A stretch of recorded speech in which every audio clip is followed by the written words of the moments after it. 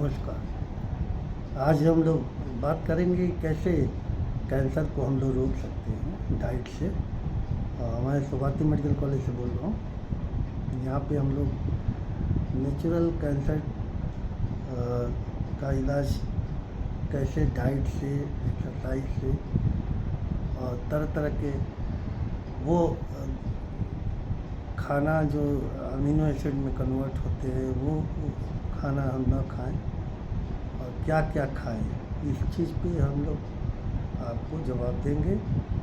सवाल आपका यही है कि कैंसर न हो, कैसे प्रिवेंट करें और आने वाले दिनों में हम कैसे लोगों के कैंसर रोक सकते हैं। जैसे बचपन से ही डाइट का ये हिसाब किताब बना देंगे जिससे कि आपको कोई परेशानी नहीं हो। सबसे आसान तरीका ये है कि आप भूखा रहिए, जिसको ऑटोफैगी फिनोमेना कहते हैं। अगर आप भूखा रहते हैं तो आपके सेल्स में कुछ ऐसी प्रक्रियाएं होती हैं जो कैलोरी न रहने के कारण जो टूट फूट होता है उन कैलोरीज में, वो कैलोरीज पुराने सेल्स को नए सेल्स यूज करते हैं। इसी को ऑटोफैगी कहते हैं। तो इसीलिए हम लोगों के यहाँ व्रत बनाया गया है और व्रत करने से डिटॉक्सिफिकेशन होता है तथा कैंसर बनना रुक जाता है, क्योंकि कैंसर बनने के लिए बहुत फास्ट कैलोरी चाहिए। उसमें नर्व और वेसल्स दोनों जनरेट होती हैं, रीजनरेट करती हैं बहुत तेज़ी से। उसमें वेसल्स एंजियोजेनेसिस करते हैं, वेसल्स बनना चालू होती है जिससे कि ब्लड सप्लाई बहुत बढ़ जाता है, मेटाबॉलिज्म बहुत ज़्यादा बढ़ जाती है। बहुत ज़्यादा बढ़ने के कारण जो है ग्रोथ बढ़ने लगता है और कैंसर होने लगता है। आर्गन की साइज बढ़ने लगती है और धीरे धीरे उसमें ब्लड सप्लाई कम होने लगता है, फिर वो कैंसर सेल्स बन जाते हैं। प्लस कैंसर सेल का मतलब ग्रोथ बहुत ज़्यादा होने लगता है, बहुत ज़्यादा होने लगता है और सारी बॉडी का कैलोरी खींच के उस टारगेट पे, माने कैंसर के सेल्स के पास जो है वो बॉडी का मेटाबॉलिज्म वहाँ हाई हो जाता है और धीरे धीरे डेड होने लगता है। तो अब ये सब चीज़ों को रोकने का तरीका बस यही है कि आप खुश रहें और खेल कूद में रहें, एक्सरसाइज करते रहें। जो भी आप खाना खाएंगे पच जाएगा और ज़्यादा से ज़्यादा कुछ डाइट है जो आपको नहीं खाना है। वो अमीनो एसिड भी है, जैसे आर्जिनिन है, एस्पार्जिन है, मिथियोनिन है। ये सब अमीनो एसिड ज़्यादा नहीं लेना है। ये सब एक्सपर्ट हमारे बताएंगे आपको जब आप हमारे पास आएंगे सुभाती मेडिकल कॉलेज में। ये सब सारी चीज़ों की जानकारी हम लोग देते हैं कि क्योंकि कैंसर एक दिन में तो बनता नहीं, धीरे धीरे बनता है। तो अब आप पता लगा कि आप बहुत सी ऐसी चीज़ें खा रहे हैं जिससे कैंसर के सेल्स को प्रोग्रेस मिलता है। तो ये जेनेटिक भी कुछ कैंसर होते हैं, कुछ जो है आपके हमारे डाइट खाने की वजह से हो जाते हैं, कुछ जो है हम लोग एक्सरसाइज नहीं करते हैं उससे हो जाते हैं। बहुत सी ऐसी चीज़ें हैं कि जो उनमें एकाएक चेंजेज हो जाते हैं, म्यूटेशन हो जाता है। कुछ ऐसी और भी चीज़ें हैं जो हम आप उसको हैंडल नहीं कर पा रहे हैं। तो वो सारी चीज़ों का एक ही बहुत सच्चा और सस्ता इलाज है जो आप खुद कर सकते हैं। आप 2 दिन 3 दिन जो है बहुत कम खाइए और उसमें कोशिश करिए चावल ना हो, अंडे ना हो और बहुत सा क्या कहते हैं सोयाबीन ना हो, प्रोटीन कम हो।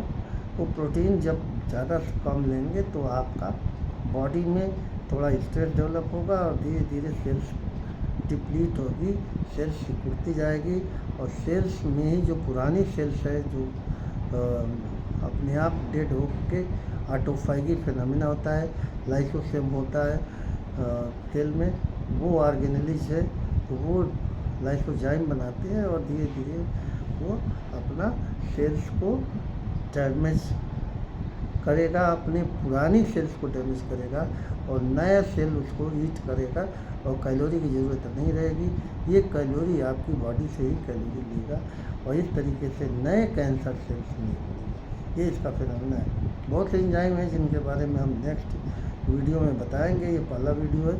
जिससे आपको ये पता चल जाए कि खूब बढ़िया खा लिए। ये खूब बढ़िया खाना जो है आप महीने में एक बार खाइए या 2 महीने 3 महीने पे एक बार खाइए। होटल जाना है बहुत अच्छे खाना खाने, बहुत कैलोरी वाले खाने खाने, बहुत विदेशी खाना खाने हैं, तो ये 1 महीने 2 महीने पे एक बार खाएं। अपना घर डोमेस्टिक पार्टी के साथ जाएं और ये खाना खाएं, कोई दिक्कत नहीं।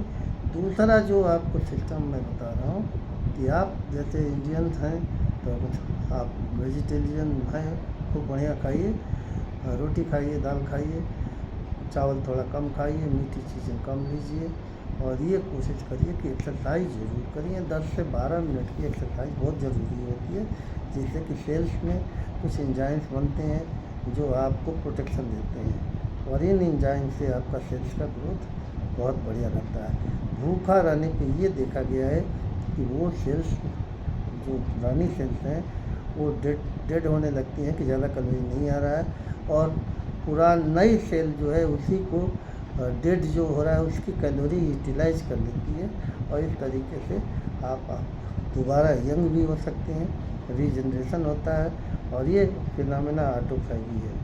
तो अब इसमें मैं आपको दोबारा भी बता दूं कि इसमें ज़्यादा नहीं करना। 3-4 तरीके की ऑटोफैगी होती है, जिसमें इंटरमिटेंट फास्टिंग से ऑटोफैगी फिनोमेना चालू होती है। ऑटोफैगी फिनोमेना तो साइंटिफिक है, उसको ज़्यादा समझने की ज़रूरत नहीं, केवल बेसिक चीज़ें हमने आपको बता दिया। लेकिन जो आपको वो बताने हैं कि कैसे सेल्स को मेंटेन करें कि कैंसर में ना हो, तो आप खाना ना खाइए, कम खाइए। आप रोटी ज़्यादा खाएं तो अच्छा है, मीट वगैरह कम खाएं, अंडे कम खाएं, कोशिश करें आप प्लांट्स बेस्ड माने वेजिटेबल बेस्ड आप ईटिंग मटेरियल ज़्यादा लें। ब्रोकोली है, कई और भी है, अनार है, ये सब सारे फ्रूट्स ऐसे हैं जो कि आपको कैंसर से बचाएंगे। और इस तरीके से आपको ये भी है कि मेटाबॉलिज्म जो बहुत फास्ट बना के एंजियोजेनेसिस होती है, नई वेसल्स बनाती हैं, वो भी नहीं बनेगा, क्योंकि जब प्रोटीन ही ज़्यादा नहीं ले रहे हैं, अमीनो एसिड नहीं ले रहे हैं, तो आपका शरीर थोड़ा सिकुड़ेगा और वो जो ओवर कैलोरी है जिसके कारण कैंसर सेल बहुत बन रहा था वो कम हो जाएगा। और इस तरीके से ये ऑटोफैगी फिनोमेना करते हैं। लेकिन जो प्रोसेस है उसको हम इंटरमिटेंट फास्टिंग करते हैं और ये 3 तरीके का होता है जो हम आपको बता रहे हैं, उससे आप अपने को सुरक्षित रख सकते हैं। पहला तो ये है कि आप कभी भी जो खाना खाएं, अगर रात में ठीक है, अब नाइट ड्यूटी ज़्यादा होती है या नाइट वर्कर हैं, 9-10 बजे के बाद ही खाना खाते हैं, तो दूसरा जो डाइट लें वो दूसरे दिन 10 बजे के बाद ही लें, 11-12 बजे लें जब भूख लगे। बीच में कोई भी कैलोरी वाली चीज़ें न लें, चाय वो थोड़ा हल्का पी सकते हैं, नाश्ता ना करें। तो इस तरीके से आपका एक डाइट और दूसरे डाइट में 12 घंटे का अंतर है। एक तो ये है, क्योंकि आपको केवल ब्रेन अगर एक्टिव है और ब्रेन का वर्क ज़्यादा है, आपको माइंड का वर्क ज़्यादा है, तो आपको चाय और काफ़ी आप लेते हैं।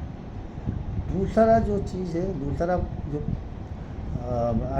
ऑटोफैगी स्टार्ट कराने का जो फिनोमेना है वो है दिन में एक बार खाएं, 2 बार का लंच लें, बाकी कुछ न लें, बस नाश्ता लें, नाश्ता हल्का फुल्का चाय पी लिया और ना ही रात का डिनर में। रात को भूख लगी, थोड़ा सा 1 गिलास दूध ले लिया और थोड़ी सी नमकीन ले लिया या कुछ और ले लिया, ठीक है ना।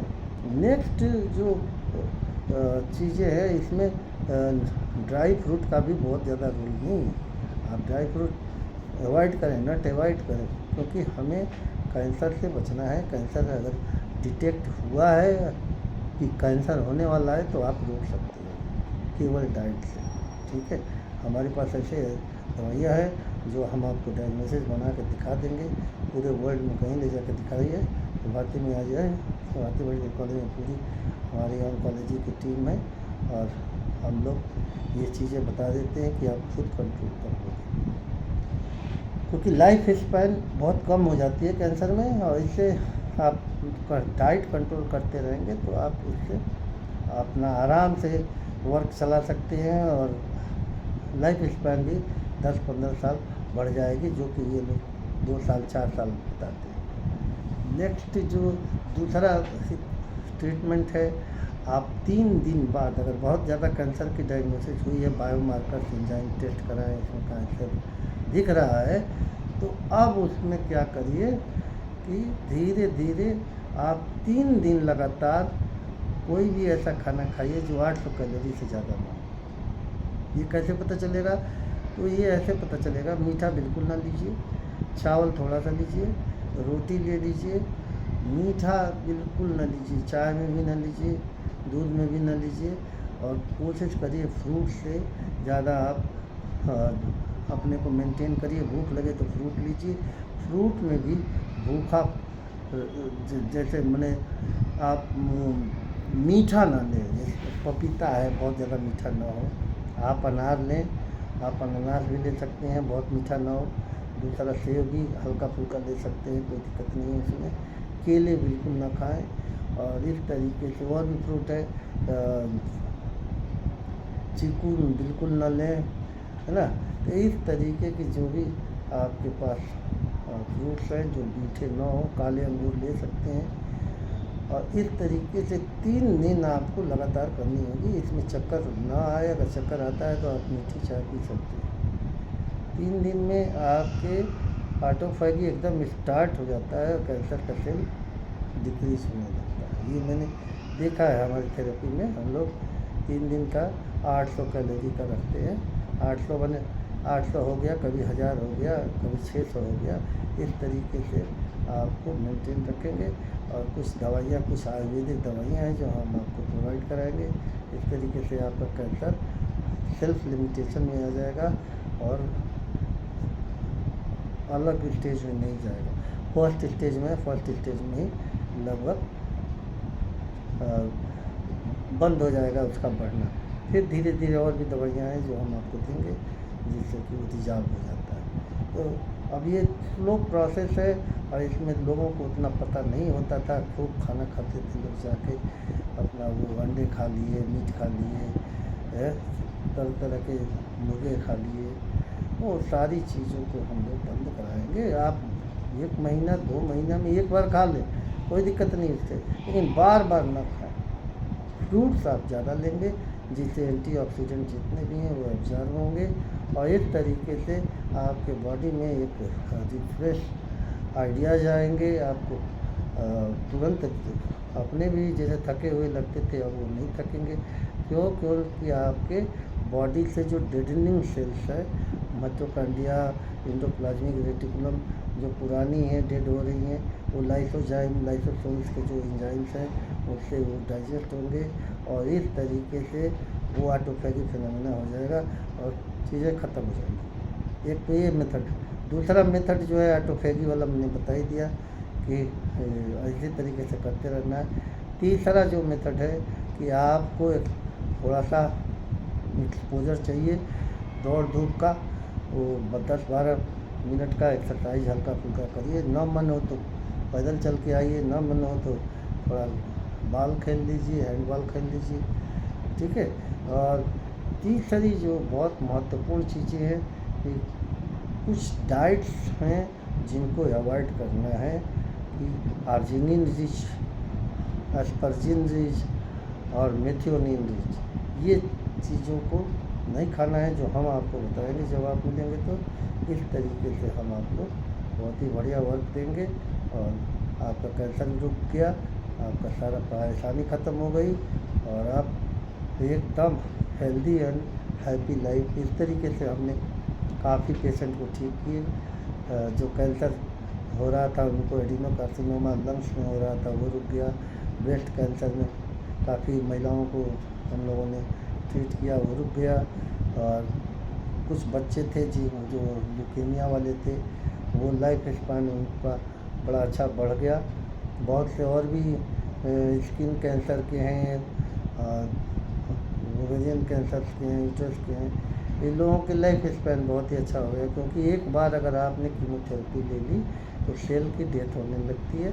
उसके बाद जो है अगर सर्जरी करके काट के निकाल भी दिया गया, अगर बहुत ज़्यादा फैल गया है तो आप मेटास्टेसिस करते हैं। उस कंडीशन में जीना भी बहुत मुश्किल हो जाता है, क्योंकि पेनफुल होने लगता है, प्रेशर तरह तरह के आर्गन को इन्वेट करता है और परेशानियाँ होने लगती हैं। नेक्स्ट जो बहुत अच्छी चीज़ें हैं, हम लोग जो दवाइयाँ दे रहे हैं वो आपको पेनलेस बॉडी बना देगा और रीजनरेशन करेगा, हील करेगा और फाइनली आप सर्वाइव करेंगे।